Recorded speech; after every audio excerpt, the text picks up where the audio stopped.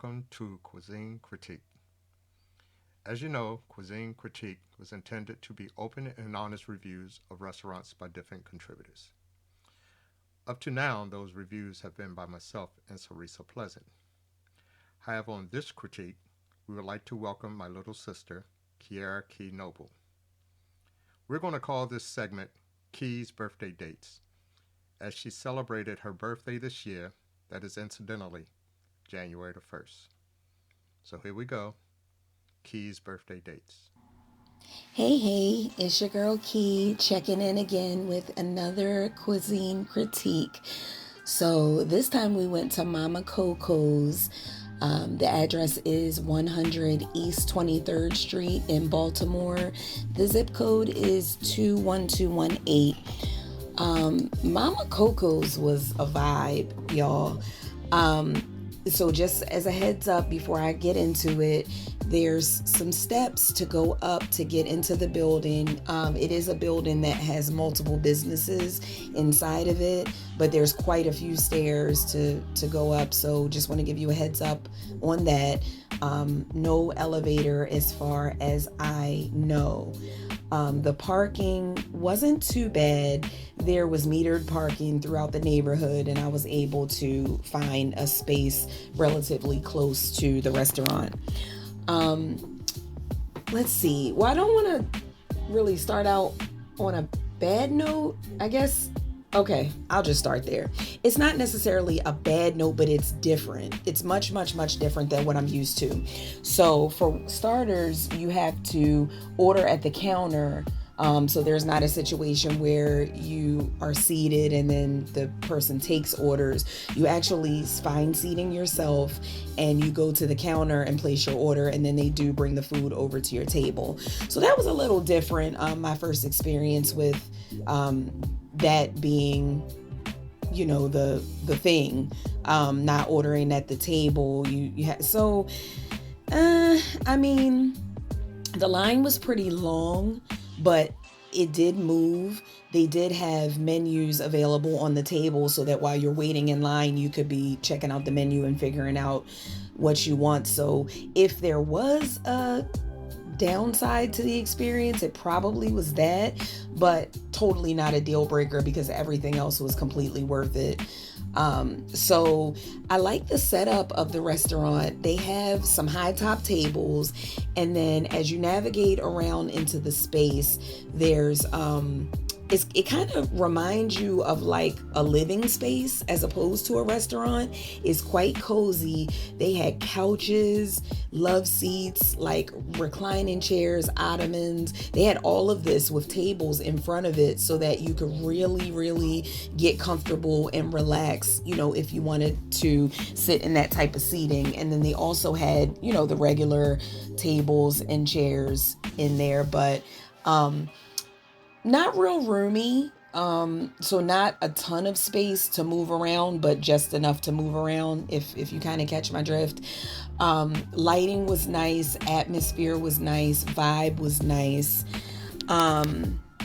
What else do I want to say about Mama Coco's? The menus, so they have a breakfast, I think a brunch, a lunch, and a dinner menu. So they have all types of menus. We visited on a Sunday afternoon.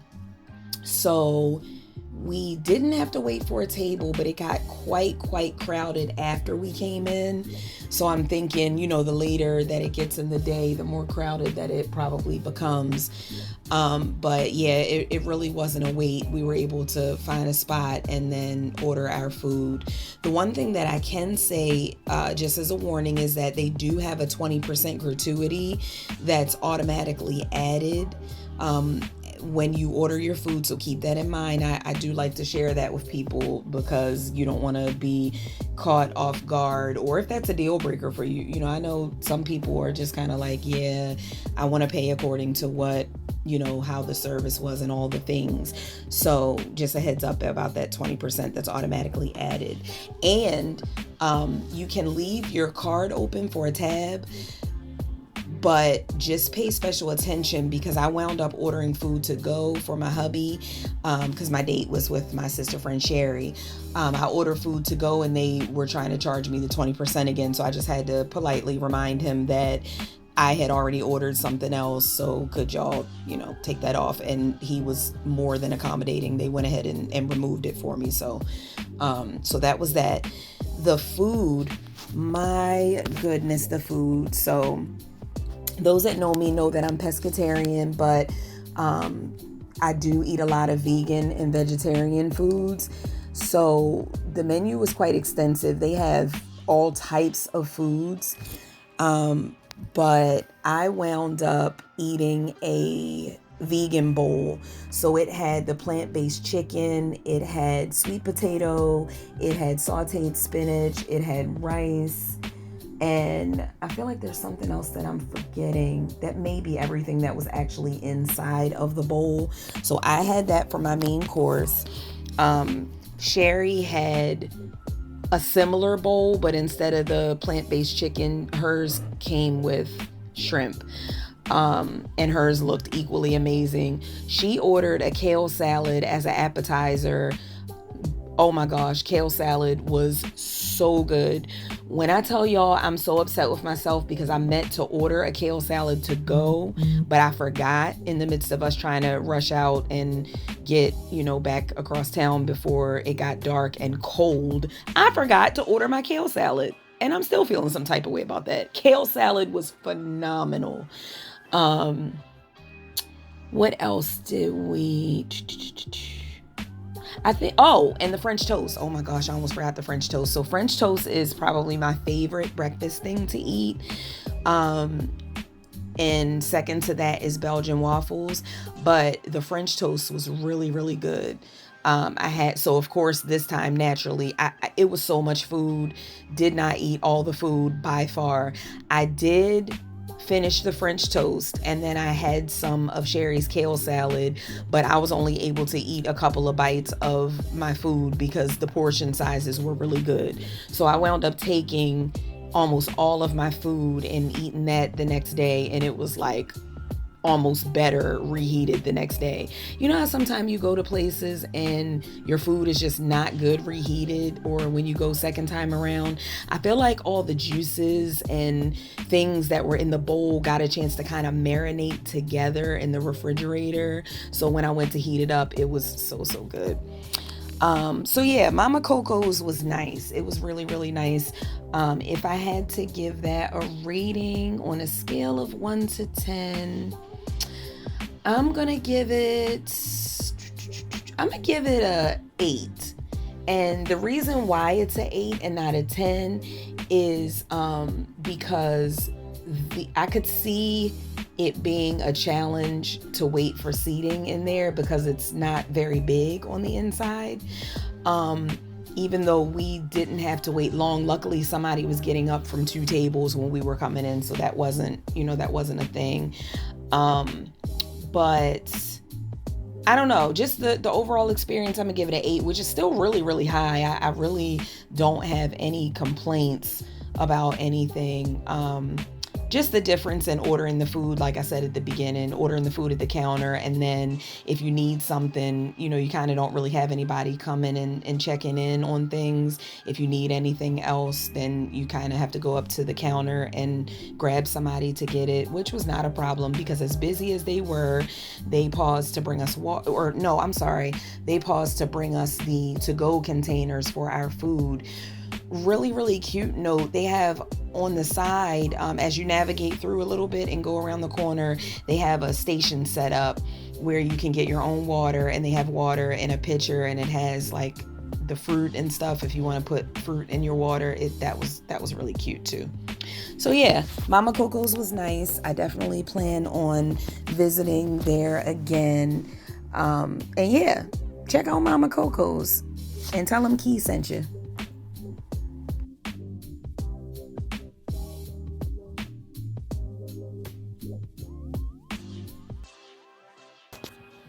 Hey y'all, so I'm here this time to give a review of the Wicked Sisters restaurant. It's located at 3845 Falls Road, Baltimore, Maryland 21211. This was a cute little spot, quaint. They have a it's kind of small on the inside. It's not a larger place for sure. So if you're looking for, a larger restaurant, then this is probably not the spot for you. But and also the parking. So as I mentioned in a previous critique, parking is usually kind of a deal breaker for me. I'm trying to get better with that because I'm noticing that a lot of the places that tend to be good, really good places, don't have the best of parking. So this location, they do offer valet parking. I believe it's somewhere around $7 to valet, but they have no lot. The on-street parking is extremely limited. I think I wound up parking down the street a little bit, maybe like a block or two down in front of, I think it was a car rental place or maybe a McDonald's restaurant. But anyway, on to the experience. So the location was pretty good. The vibe was okay. There was, a mixed crowd. I noticed some families and stuff in there. We visited, I can't recall the day of the week that we went. I want to say it might have been a Sunday, I think. Either a Saturday or Sunday, but wasn't too bad. We didn't have to wait for a table when we went. Our wait staff she was decent, I'll say. Polite and friendly, but the service was a little bit on the slower side of things. We had to, kind of wait quite a bit for her to come back. To refill our water and to, how you ask somebody, can you have a minute to look at the menu? Well, it kind of turned into a lot of minutes. So, but very, very nice young lady. I would just say that maybe she was really busy. But I did want to kind of put that out there so that, if that's a deal breaker for you or if you had limited patience, this may not be the spot for you. So the menu is pretty good. They have a lunch menu, a brunch menu, kids meals, and then a full menu. So pretty much your typical salads, small plates, shareables or appetizers. They have sandwiches, bowls, entrees, and desserts. So we had none of that when we went. We decided to just skip the appetizer and go straight for the meal. And we both decided on shrimp and grits. The shrimp and grits was amazing to me.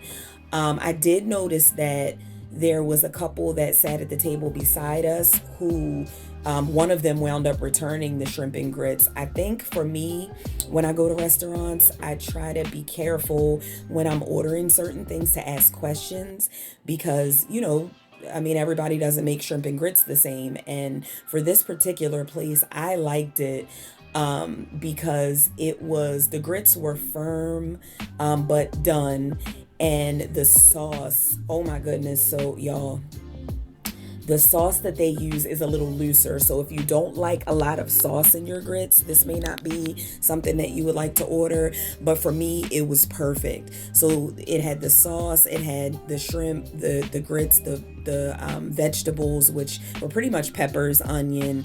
But I was able to kind of use the sauce and get like a little bit of sauce in each bite of my grits. So that's why I kind of liked it. They should have had cornbread. I went with my sister Tia Parker, who really gave good compliment to the food. And when you go anywhere with a chef, it's got to be top tier. At least I feel like. Not saying that she's picky, but I just feel like when you cook food yourself, then you have a different level of expectation out of food. And she said that it was really, really good. We both agreed that we could have used some cornbread with it. So we asked for some bread after the fact, and it was kind of just some regular bread. So Wicked Sisters, if y'all listen to this review, get y'all some cornbread. But anyway,